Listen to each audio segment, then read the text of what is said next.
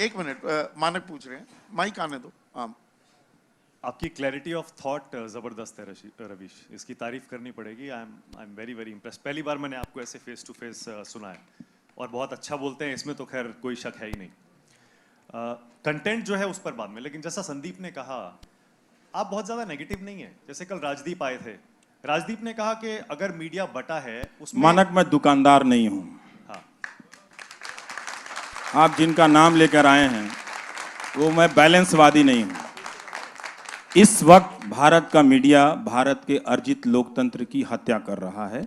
ये बात तथ्य है, ये सकारात्मक नकारात्मक की बात नहीं है। मैं राजदीप को सिर्फ इसलिए कोट कर रहा हूं। वो आप राजदीप को कोट कर दें, मेरे एडिटर रहे हैं, आप किसी को भी कोट कर दें, लेकिन जो मैं अपनी बात कहता हूं वो मैं बात कहता हूं, और ये पॉजिटिव बात है। हाँ, मैं मर्डर को आप मर्डर नहीं कहेंगे तो क्या कहेंगे?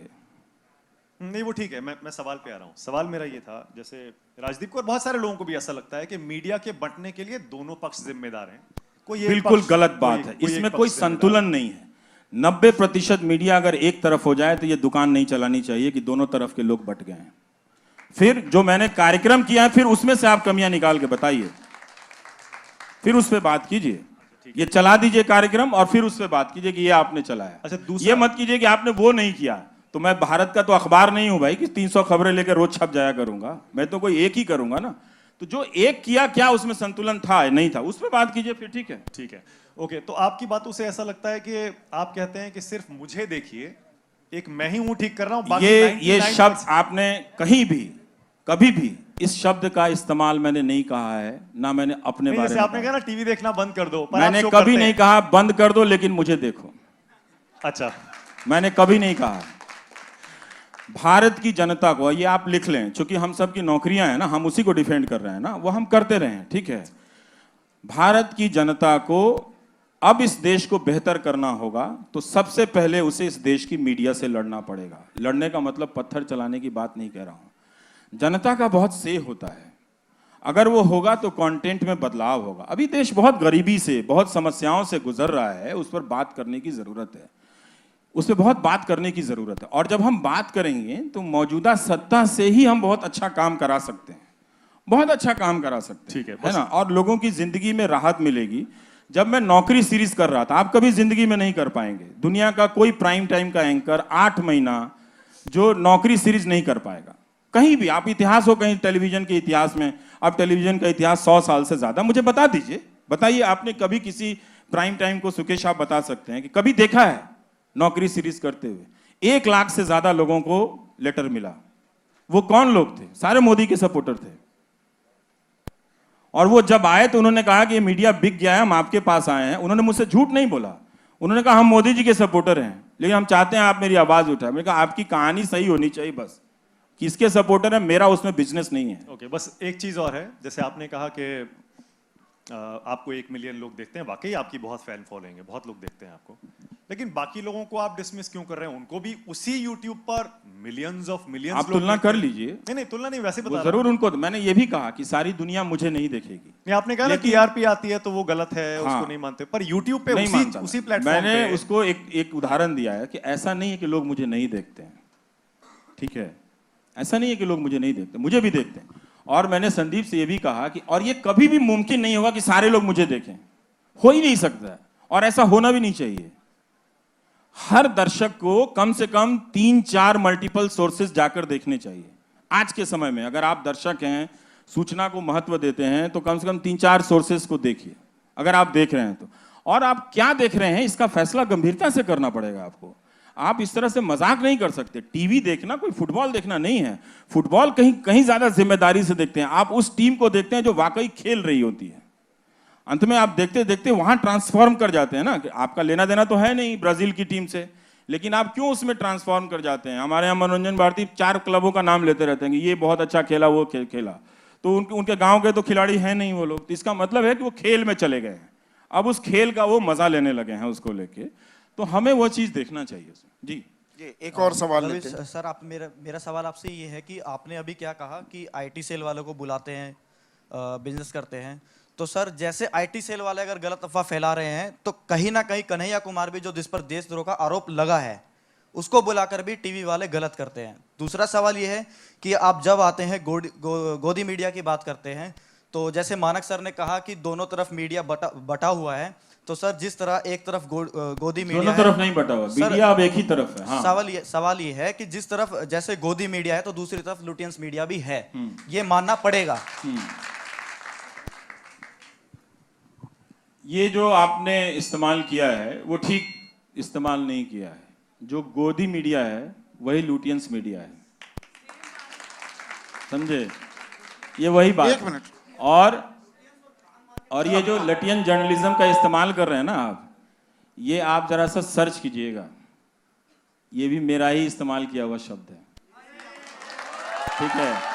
और मेरे दोस्तों से पूछ लीजिए कि पार्लियामेंट में खड़ा होकर मैं बोलता था कि ये लाल पत्थर पत्रकारिता है, यहां से निकल के वहां से लेके बाइट ले लो, इजी जर्नलिज्म है, लेजी जर्नलिज्म है।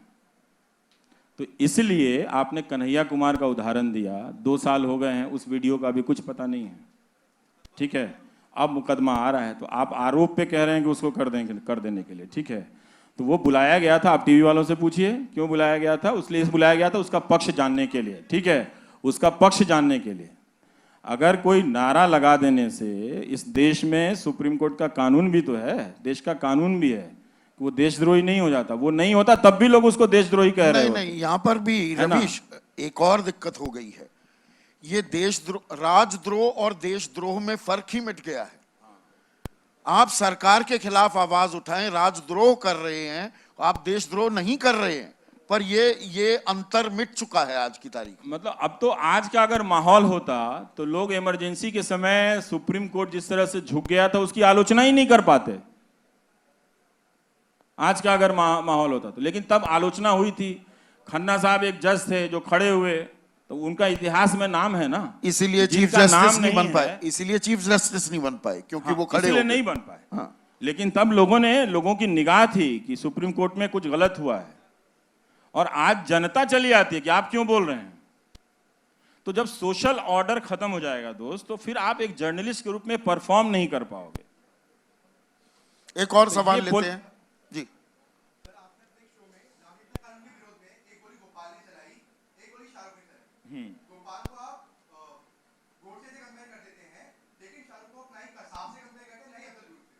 आप कर लीजिए, हमने तो आपको रोका नहीं है। ऐसा है, उसका कॉन्टेक्स्ट है, मैं बताता हूं उसका कॉन्टेक्स्ट है। वो गोली 30 जनवरी को चला रहा था। 30 जनवरी का दिन जानते हैं आप कौन सा दिन है? ठीक है, तो उसका एक कॉन्टेक्स्ट है। अगर आप इस बाइनरी में खेल खेलना चाहते हैं तब तो आप उस प्रोपेगेंडा के शिकार हो चुके हैं ना। उस दिन, जिस दिन गांधी जी की हत्या हुई थी, और आप देख लीजिए कि वो किस तरह की बातें कर रहा है, आके अंत में गोली चला रहा है। तो गोडसे से क्या मतलब, आपको उसमें आपत्ति है कि गोडसे से क्यों नहीं कंपेयर किया हमने? हाँ, इसलिए कि उसकी कोई जानकारी नहीं है। अभी भी पुलिस कह रही है कि उसकी कोई, हमारे पास कोई खास उसके आपराधिक रिकॉर्ड की जानकारी नहीं है। लेकिन हम तो पहले दिन से कह रहे थे कि इसको पकड़ना चाहिए, इसको छोड़ना नहीं चाहिए। ये कैसे चला आया, मैं तो खुद ही दंग रह गया था कि ये हालत हो गई है। क्योंकि आपने पहले जो 2 लोग गोली चलाए थे तो उसके समक्ष पक्ष में लोग खड़े हो गए थे। आपने वो देखा था कि जब उस लड़के ने गोली चलाई थी वहां पे, तो नाबालिग है ना, तो उसके पक्ष में कितने लोग खड़े हो गए? आप उसके पक्ष में बात कर रहे हैं। एक मिनट, अब एक और सवाल। सर एक क्वेश्चन लास्ट 2 है, क्वेश्चन। पत्रकारिता की बात हमेशा होती रहती है। आप बताइए हम किस चीज को पत्रकार माने?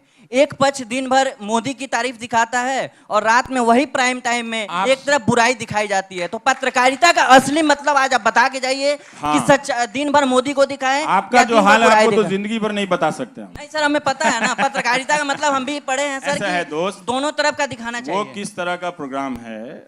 अब ऐसा है कि आप ये भी जानते हैं कि मेरा एक बहिष्कार है, ठीक है ना?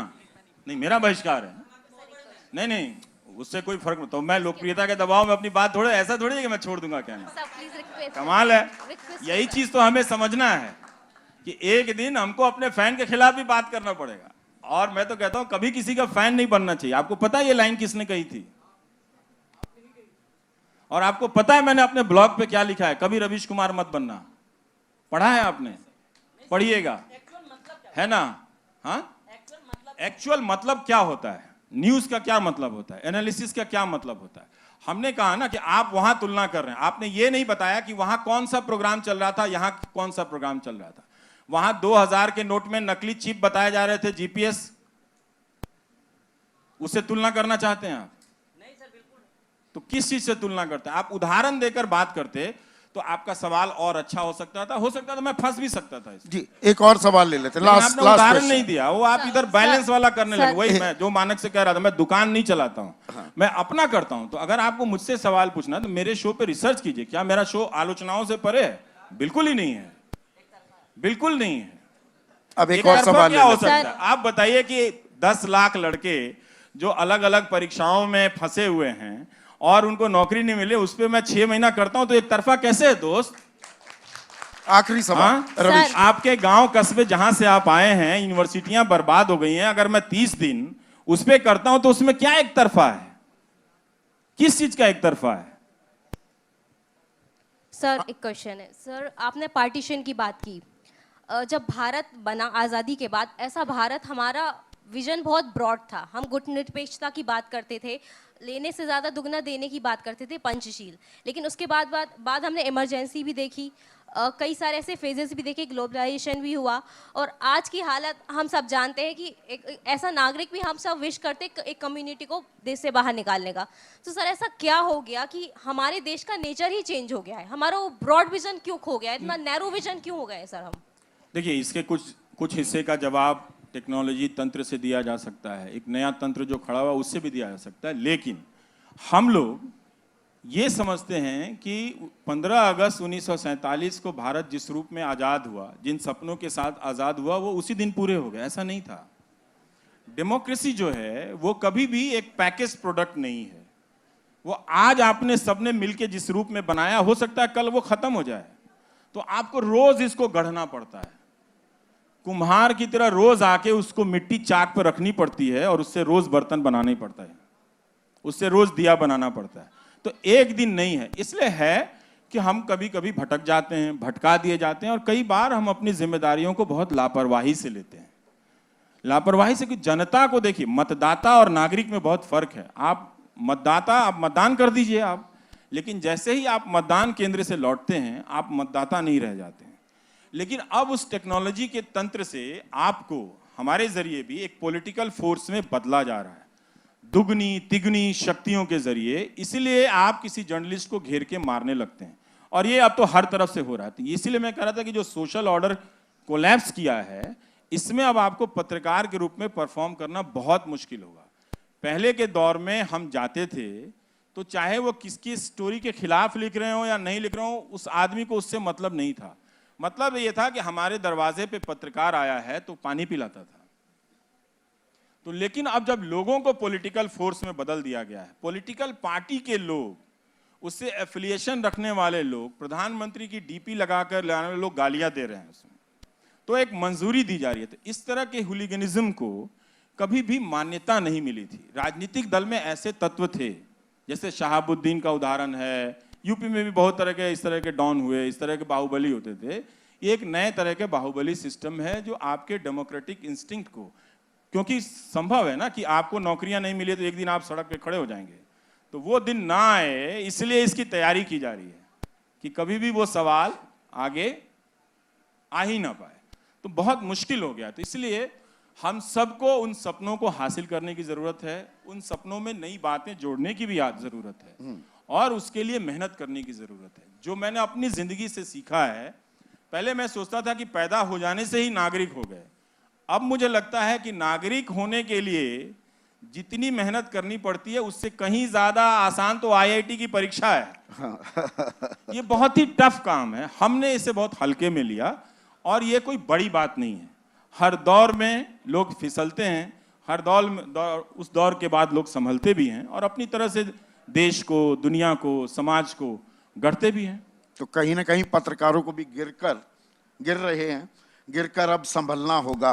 वो नहीं संभलेंगे, लेकिन नहीं संभलेंगे भी। वो तो मेरे लिए बहुत अच्छा दिन होगा। थोड़ा ऑप्टिमिस्ट हम रहते हैं। और आपको जो बातें कही रवीश ने, थैंक यू सो मच, आपका बहुत बहुत शुक्रिया, आप आए।